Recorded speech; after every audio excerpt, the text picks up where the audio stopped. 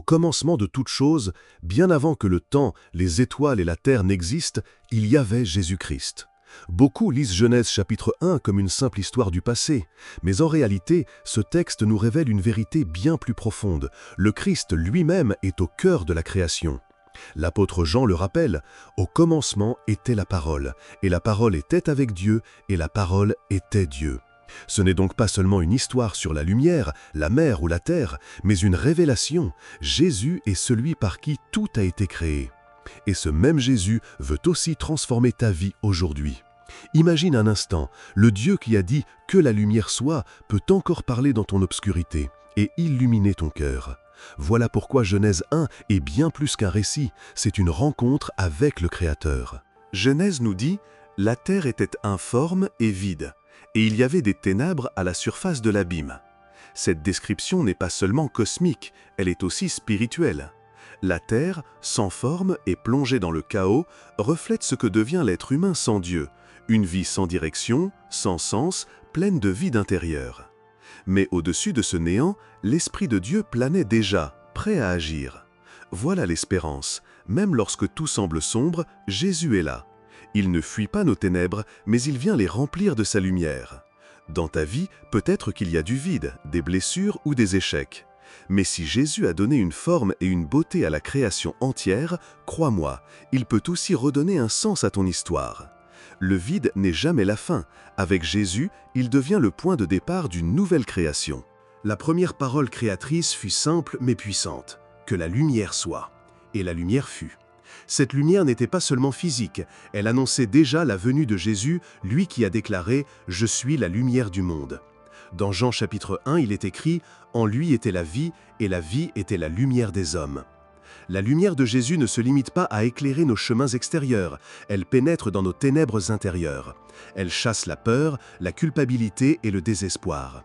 Le monde moderne, malgré ses technologies, reste souvent dans les ténèbres. Solitude, haine, confusion. Mais la voix de Jésus résonne encore aujourd'hui, que la lumière soit dans ton cœur. Et lorsque tu l'accueilles, les ténèbres disparaissent. Comme au premier jour de la création, une vie nouvelle commence. Jésus est cette lumière qui transforme et renouvelle tout. Chaque acte de création commence par ces mots « Dieu dit ». Rien ne s'est fait sans sa parole. Et cette parole n'est autre que Jésus-Christ lui-même.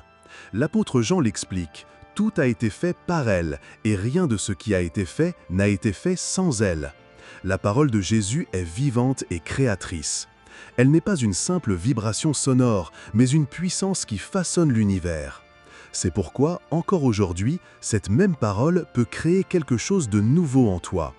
Quand Jésus dit « Tes péchés te sont pardonnés », la culpabilité disparaît. Quand il dit « Lève-toi et marche », la guérison se manifeste. Sa voix n'est pas enfermée dans un livre ancien, elle continue de résonner dans le cœur de ceux qui croient. Comme à la création, tout change dès que Jésus parle. Veux-tu écouter sa voix aujourd'hui? Le sommet de la création, c'est l'homme. Dieu dit « Faisons l'homme à notre image, selon notre ressemblance ». Cela signifie que toi et moi, nous ne sommes pas des accidents de l'histoire, mais des créations voulues, précieuses et uniques. Être à l'image de Dieu, c'est être porteur d'une dignité inestimable. Mais attention, ce n'est pas seulement une question de biologie ou de forme extérieure, c'est une réalité spirituelle. Nous avons été créés pour refléter l'amour, la sainteté et la gloire de Jésus-Christ. Malheureusement, le péché a terni cette image, et beaucoup vivent comme s'ils n'avaient plus de valeur. Pourtant, la bonne nouvelle, c'est que Jésus, par sa mort et sa résurrection, restaure en nous cette image divine. Si la création montre la grandeur de Dieu, la croix montre son amour. Et en lui, ton identité est retrouvée. Tu es enfant de Dieu, aimé et accepté. Genèse chapitre 1 nous rappelle que Jésus est bien plus qu'un maître spirituel. Il est le créateur de l'univers. Mais la révélation ne s'arrête pas là. Celui qui a façonné les étoiles est aussi venu sur la terre pour sauver ce qu'il avait créé. L'apôtre Paul l'écrit dans Colossiens chapitre 1, « Tout a été créé par lui et pour lui ». Cela signifie que ta vie a un sens profond. Elle a été voulue, dessinée et rachetée par Jésus-Christ. Alors aujourd'hui, ne regarde plus la création comme une simple histoire ancienne. Regarde-la comme une invitation. Le Créateur t'appelle. Il veut mettre de la lumière dans tes ténèbres, redonner une forme à ton chaos et restaurer son image en toi.